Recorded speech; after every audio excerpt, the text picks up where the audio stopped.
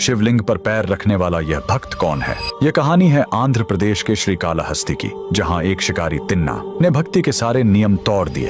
तिन्ना भोले भाले थे, उन्हें शास्त्रों का ज्ञान नहीं था, लेकिन एक दिन जब उन्होंने जंगल में एक शिवलिंग को देखा तो उन्हें लगा कि यह उनका भगवान है और यह अकेला भूखा है। तिन्ना ने उसी पल शिव को अपना भगवान मान लिया। वह दिन भर जंगल में शिकार करते और शिकार से लौटने के बाद रात के गहरे अंधेरे में शिवलिंग के पास आते थे। तिन्ना की भक्ति अनोखी थी। वह स्वर्णमुखी नदी से मुंह में पानी भरकर लाते थे और शिवलिंग को नहलाते थे और खाने के लिए खुद शिकार करके सबसे बढ़िया मांस अर्पित करते थे। मंदिर के पुजारी सुबह सुबह आते तो देखते शिवलिंग पर मांस के टुकड़े और जूठन पड़ी है। पुजारी कन्नप्पा की इस अपवित्र पूजा से बहुत दुखी थे और बार बार मंदिर साफ करते थे। उन्होंने दुखी होकर भगवान से गुहार लगाई कि यह घिनौना काम कौन कर रहा है। तब एक रात भगवान शिव ने पुजारी को सपने में दर्शन दिए और कहा, घबराओ नहीं, कल तुम छिप कर देखना, मैं तुम्हें उस भक्त की सच्ची भक्ति दिखाऊंगा। अगली रात पुजारी छिप कर देख रहे थे। कन्नप्पा अपनी रोज की तरह पूजा करने आए। तभी शिवलिंग की दाईं आंख से अचानक खून बहना शुरू हो गया। कन्नप्पा घबरा गए। उन्होंने जड़ी बूटियां लगाई, लेकिन खून नहीं रुका। अंत में उस अनपढ़ भक्त को एक ही रास्ता सूझा, आंख के बदले आंख।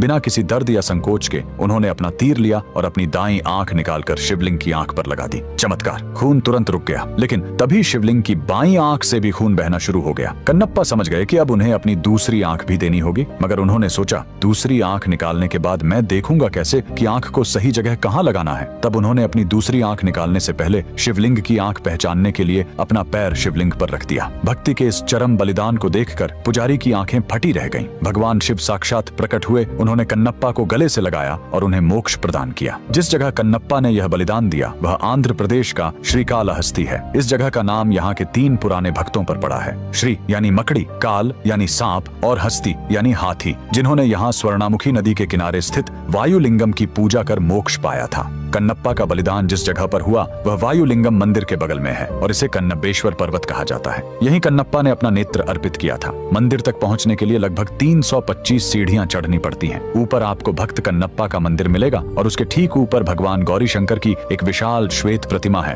भक्त कन्नप्पा के इस बलिदान के लिए कमेंट में हर